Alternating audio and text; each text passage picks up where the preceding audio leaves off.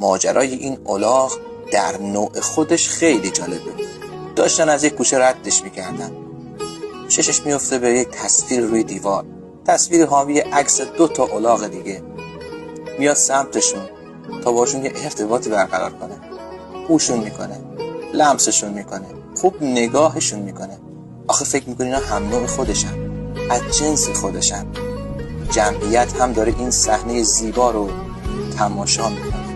الاغ سرخم میکنه، کمی سبزه برمیداره، صاحبش میخواد الاغ رو با خودش ببره، ولی الاغ اصرار میکنه که به دوستاش کمی سبزه بده، چون حس میکنه شاید اونا گرسنه باشن. چقدر جالب. و لازم هست این کلیپ رو بفرستین برای همه اون انسان هایی که لازمه حداقل اندازه این الاغ مرام و معرفت داشته باشن.